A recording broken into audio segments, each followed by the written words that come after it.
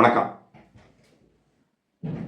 சேலம் மாவட்டம் இளம்பிள்ளை அப்படிங்கிற ஒரு ஊர் இருக்குது. அந்த ஊர் பக்கத்தில் அழகனூர் அப்படிங்கிற ஒரு கிராமம் இருக்குது. அந்த அழகனூர் கிராமத்தில் வசித்து வந்தவர் யாருன்னா விஜயலட்சுமி. இந்த விஜயலட்சுமி கணவன் கிடையாது. இந்த அம்மாவுக்கு ஒரே ஒரு பொண்ணு, சண்முக பிரியா அப்படிங்கிற ஒரு பொண்ணு இருக்குது. இவங்க என்ன பண்ணுறாங்க, தனியார் பள்ளியில் ஒரு ஆசிரியராக பணிபுரிகிறாங்க. வேலை பார்த்துன்னு இருக்கிறாங்க. ஒரு தனியார் ஸ்கூலில் ஒரு டீச்சராக ஒர்க் பண்ணிட்டு இருக்கிறாங்க. இதுக்கு இடையில என்ன ஆகுதுன்னா, இவங்களுடைய சண்முகப்பிரியாவுடைய முந்தைய பின்னோக்கி சென்று அவருடைய வாழ்க்கை என்னன்னு பார்த்தோம்னா, நாமக்கல் மாவட்டம் ஞானமணி என்கின்ற காலேஜ் நாமக்கல் மாவட்டத்தில் இருக்குது. அந்த ஞானமணி காலேஜில் பிஇ அக்ரி படிச்சிருக்காரு நம்ம சண்முகப்பிரியா. இப்போ பிஇ அக்ரி படிச்சுன்ற காலத்தில் நம்ம சேலம் மாவட்டம் கங்கவல்லி அருகே ஒரு பகுதி இருக்குது. அது என்னென்னா அமரக்குந்தி அப்படிங்கிற ஒரு ஏரியா. அந்த ஏரியாவில் கௌதமன் அப்படிங்கிறவர் இருக்கார். அந்த கௌதமனுக்கும் சண்முக பிரியாவுக்கும் காதல் ஏற்பட்டிருக்கிறது. ரெண்டு பேரும் லவ் பண்ணியிருக்காங்க. கடைசியில் என்ன ஆகுது அப்படின்னா, லவ் பண்ண பையன் சரியான பையன் இல்லை, கேரக்டர் சரியானவன் கிடையாது. ஸோ அதனால் இந்த சண்முக பிரியா என்ன பண்ணுறாங்க, இவனை விட்டு விலகிடுறாங்க. இந்த பையனை விட்டு, உன் லவம் வேணா, சுண்டக்காய் வேணா, கத்திரிக்காய் வேணா, நீ கிளம்பு, உன்னுடைய நடத்தை சரியில்லை, நான் உனக்கு இதுக்கு மேலே ஒன்று நான் லவ் பண்ணுறதா இல்லை, அதனால் என்னை விட்டுடு, நான் கிளம்புறேன் அப்படின்னு சொல்லிட்டு இவங்க சத்தம் போட்டுட்டு அன்னையிலேருந்து தன்னுடைய காதலை பிரித்து கொண்டு தனிமையில் வந்துட்டாங்க. கௌதமனுக்கும் இவங்களுக்கும் எந்த சம்மந்தமும் கிடையாது. ஆனால் கௌதமன் என்ன பண்ணுறாரு, விடவே கூடாது இந்த பொண்ணை அப்படின்னு சொல்லிட்டு ரொம்ப டார்ச்சர் பண்ணுறாரு. இதெல்லாம் முடிச்சுட்டு தான் என்ன பண்ணுறாரு, இவர் இந்த பிரிஞ்சு வந்துட்டார் சண்முக பிரியா. ஆனால் அந்த சண்முக பிரியாவை இந்த கௌதமன் விடுறதா இல்லை. டார்ச்சர் பண்ணுறது, போகிற இடத்துலாம் குறுக்க வந்து கரெக்டாக பண்ணுறது, ஃபோனில் கைபேசி செல்ஃபோனில் பேசி ஒரே பிரச்சனை பண்ணுறது. இந்த பொண்ணுக்கு ஏகப்பட்ட டார்ச்சர், மன ரீதியாகவும் உடல் ரீதியாகவும் இவங்களுக்கு ரொம்ப பிரச்சனை அதிகமாகுது. இவங்களால ஒன்றும் தாங்க முடியல. என்ன இவ்வளோ தொல்லை கொடுக்குறாங்க இவன் அப்படின்னு சொல்லி மனசில் நினச்சிருக்காங்க. அதன் பிறகு சண்முகப்பிரியாவுடைய வீட்டில் மாப்பிள்ளை பார்க்குறாங்க, கல்யாணத்துக்கு மாப்பிள்ளை பார்க்குறாங்க. கல்யாணத்துக்கு மாப்பிள்ளை பார்க்குறாங்கன்னு தெரிஞ்ச கௌதமன் இன்னும் தொல்லை பண்ணுறான், இந்த பொண்ணை அசிங்கப்படுத்துகிறான். இதுக்கிடையில் இவங்க ரெண்டு பேரும் காதலிச்சுருந்தாங்க இல்லையா, அந்த நேரத்தில் இவர்கள் சேர்ந்து எடுத்துருந்த புகைப்படத்தை மாஃபிங் பண்ணி கிராஃபிக்ஸ் பண்ணி ஆபாசமாக இன்ஸ்டாகிராம்லாம் பதிவிடுறது. பையன் வீட்டில் நினச்சி ஏதாவது பிரச்சனை பண்ணுவாங்கன்றதுனால இப்படியெல்லாம் பிரச்சனை பண்ணி அந்த பொண்ணுடைய கேரக்டரை அசாசினேஷன் பண்ணுறாங்க. இவங்க பொறுக்க முடியாமல் சண்முகப்பிரியாவுடைய வீட்டில் இருந்து கௌதம வீட்டுக்கு போகிறாங்க. போயிட்டு, ஏங்க இந்த மாதிரிலாம் வேண்டாம், என் பொண்ணை இந்த மாதிரிலாம் தொல்லை பண்ண வேணான்னு சொல்லுங்கள், லவ் பண்ணாலும் சரியாக போச்சு, பிடிக்கல, உங்கள் பையனுடைய நடத்தை சரியில்லை, அதனால் வந்துட்டா, அதனால் இனிமேல் தொல்லைலாம் கொடுக்கக்கூடாது, அந்த பொண்ணுக்கு தொல்லை கொடுத்து எங்கள் குடும்பத்தை அசிங்கப்படுத்தாதீங்க, நாங்கள் மாப்பிள்ளை பார்த்துட்டு இருக்கோம், கல்யாணம் பண்ண போகிறோம், அந்த பொண்ணுக்கு இந்த மாதிரி பிரச்சனை பண்ண வேணாம் அப்படின்னு சொல்லியிருக்காங்க. இதை 2-3 முறை சொல்லியிருக்காங்க. அப்போ அந்த கௌதமனுடைய பெற்றோர் என்ன சொல்லியிருக்காங்கன்னா, என் பிள்ளை அப்படி தான் செய்வான், நீங்கள் உங்களால் ஆனதை பார்த்துக்குங்க அப்படின்னு சொல்லி அனுப்பிச்சிருக்காங்க. இப்படி ஒரு பிள்ளையுடைய பெற்றோர்கள் கொடுக்குற பதிலை பார்த்தீங்களா? அதான் அந்த குடும்பம் மாதிரியே இருந்திருந்த நாதாரி கௌதமன். அந்த படத்தை பார்த்தீங்கன்னா தெரியும், அவனுடைய முகத்தை பார்த்தாலுமே தெரியும். அதை போய் இந்த பொண்ணு லவ் பண்ணி மாட்டிக்கிச்சு. பெற்றோர்கள் ஒரு அறிவுரை சொல்லணும்ல பிள்ளைக்கு என்கரேஜ் பண்ணுறாங்க, நாங்கள் அப்படி தான் பண்ணுவோம், நீ போய் பண்ணுடா அப்படிங்கிற மாதிரி தான் அர்த்தம். அது இந்த பையன் தொடர்ந்து இப்படி பிரச்சனை பண்ணுறதுனால அந்த பொண்ணு ரொம்ப மன உளைச்சலுக்கு ஆளாகி ரொம்ப, அதனால் வாழக்கூடாது அப்படிங்கிற ஒரு முடிவுக்கே போயிட்டாங்க சண்முக பிரியா.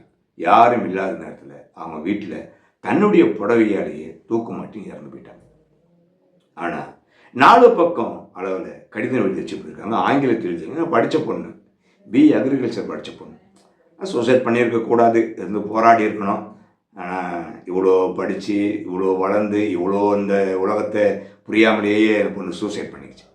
சூசைட் பண்ணினோன்னா உடனே அதுக்கு உட்பட்ட பகுதி மகுடஞ்சாவடி போலீஸு. மகுடஞ்சாவடி போலீஸ் என்ன பண்ணுறாங்க,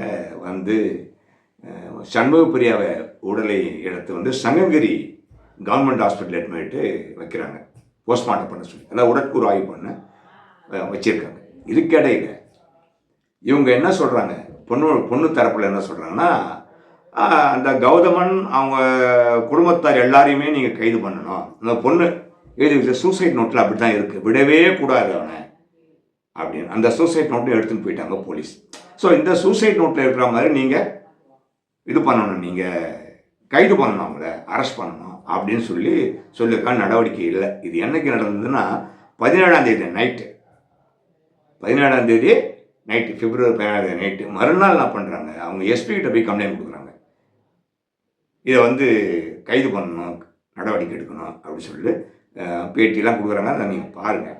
அதன் பிறகு என்ன ஆகுது அப்படின்னா, போஸ்ட்மார்ட்டம் பண்ணலை, உடற்கூறு ஆய்வு நடத்தலை இந்த சண்முக பிரியா உடம்பு. ஏன்னா இவங்க பிரச்சனை பண்ணுறாங்க, ப்ராப்ளம் க்ரியேட் ஆகினே இருக்குது. அதனால் மார்ச்சுவரிலேயே பாடி இருக்குது, பிணவரையிலேயே அந்த பாடி இருக்குது.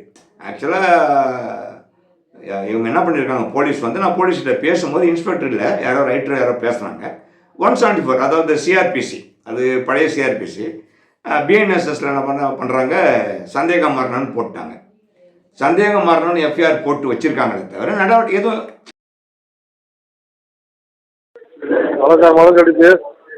சார் வணக்கம் சார், நான் சென்னையிலேருந்து பேசுகிறேன் சார், மூத்த பத்திரிகையாளர். சொல்லுங்க சார். இந்த Magudanchavadi police station phone number வேணும் சார். மவுண்டஞ்சாவடி ஸ்டேஷன் தான் சார் பேசிட்டீங்க, சொல்லுங்க சார். அப்படிங்களா? மன்னிக்கிறேன். இன்ஸ்பெக்டர் இருக்காங்களா சார்? இல்லை சார், வெளியே இருக்கா சார், தேராதிக்கு இருக்காங்க சார். வெங்கடேஷ் பிரபுங்களா? இல்லைங்க சார், அவர் பேர் வேலுதேவன். ஒன்றும் இல்லை சார், அந்த நம்ம அழகுன்னு ஒரு சண்முக பிரியா அந்த சூசைட் பண்ணியிருந்தாங்கல்ல? ஆமாங்க. அது என்ன, எதோ எஃப்ஐஆர் போட்டிருக்கீங்களா என்ன சார்? சார் இது வரைக்கும் எஃப்ஐஆர் போட்டிருக்கு சார், ஆனால் என்னன்னு டீட்டெயில்ஸ் தெரியல. இல்லை இல்லை 174 போட்டிருக்கீங்களா, அதான் கேட்கலாம். ஆமாம் ஆமாம் 174 தான் சார் போட்டிருக்கு. ஓ போட்டிருக்கீங்களா? சரிங்க. ஏன்னா அந்த அம்மா பேட்டியில் வந்து போலீஸ்லாம் நடவடிக்கை எடுக்கல, எஃப்ஐஆர்லாம் போடல அப்படின்னு சொல்லிட்டு 174 போட்டிருக்கு சார். அவங்க வந்து ஆப்போசிட் பார்ட்டியை அரெஸ்ட் பண்ணணும், ஃபேமிலியே அரெஸ்ட் பண்ணணும். ஓ சரி சரி. அப்படின்னா தான் நாங்கள் போஸ்ட்மார்ட்டம் பண்ணுறோம். இன்னும் போஸ்ட்மார்ட்டம் பண்ணல, அப்படியே தான் இருக்குது. ஓ பிஎம் பண்ணலைங்களா இன்னும்? இன்னும் பண்ண விடல. ஆமாம். கடவுள். சரிங்க சார், சரிங்க sir, thank you sir. Okay sir.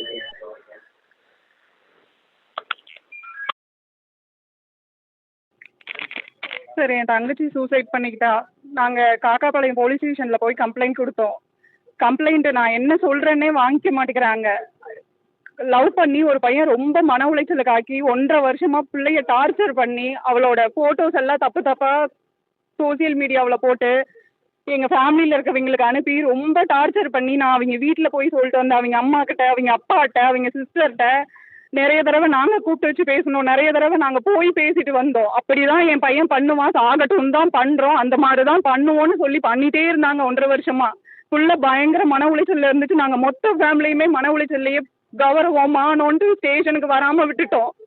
ஃபுல்லாக நாங்கள் எதிர்பார்க்காத நேரத்தில் போன வாரத்தில் அவங்க வந்து ரொம்ப பிரச்சனை பண்ணிட்டு போயிட்டாங்க. வீட்டில் ரொம்ப மன உளைச்சல் ஆகி குடும்ப மானம் போயிருச்சு, மரியாதை போயிருச்சு, நம்ம இதுக்கு மேலே போய் எங்கேயும் வாழவே முடியாதுன்னு யோசிச்சு ரொம்ப டிப்ரெஷன் ஆகி 4 பக்கத்துக்கு லெட்டர் எழுதி வச்சுட்டு இறந்து போயிட்டா.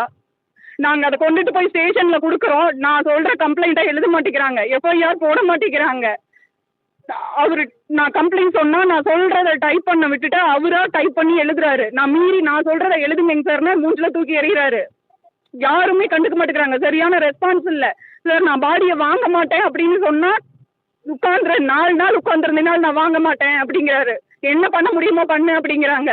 நீங்கள் உட்காந்துருந்தா பிரயோஜனம் இல்லை, அங்கே இருக்குது, அங்கே பண்ணோம், இங்கே பண்ணோம், இந்த மாதிரி பல பேர் இங்கே உட்காந்துருந்தாங்க, உட்காந்துருங்கன்னு சொல்கிறாரு. அங்கே ப்ராப்பர் ரெஸ்பான்ஸ் இல்லை. பையன் மேலே கம்ப்ளைண்ட் இன்னைக்கு ஃபோன் 24 மணி நேரம் ஆகுது. இன்னைக்கு பையனோட ஃபோன் நம்பரை கேட்குறாரு என்கிட்ட. எதுவுமே மூவ் பண்ணல. அங்கே சரியான ரெஸ்பான்ஸ் எதுவுமே இல்லை. எங்களை காம்ப்ரமைஸ் பண்ண தான் பார்க்குறாங்க. அதனால தான் இங்கே கம்ப்ளைண்ட் கொடுக்க வந்திருக்கோம். என்ன வழக்கு பதிவு பண்ணு நீங்க கேக்குறீங்க? அந்த சார் புள்ள 4 பக்கத்துக்கு எழுதி வச்சிருக்கா. என் குடும்பமும் மன உளைச்சலுக்கு ஆளாகி இருக்குது. நானும் மன உளைச்சலுக்கு ஆளாகி அவனை விட்டுறாதீங்க, என்னால அவனை விட்டுறக்கூடாது, மொத்த குடும்பத்தையும் அவனை தூக்கில போடணும், என்னை விடக்கூடாது, அவளை கண்டிப்பா கேஸ் கொடுத்து அவனை தூக்கில போடுங்கன்னு சொல்லி லெட்டர் 4 பக்கத்துக்கு எழுதி வச்சுட்டு செத்துருக்கிறா.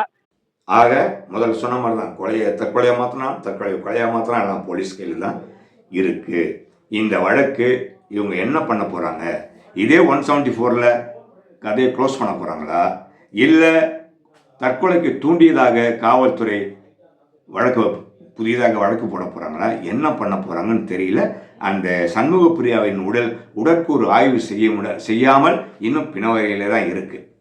பார்ப்போம் என்ன பண்றாங்க, எது பண்றாங்க, அதை தொடர்ந்து நான் கண்காணித்து கொண்டிருக்கின்றேன். செய்து வருகின்ற பொழுது நான் உங்களுக்கு அதை பதிவிடுகின்றேன். மீண்டும் இன்னொரு வழக்குடன் உங்களை சந்திக்கின்றேன். நன்றி, வணக்கம்.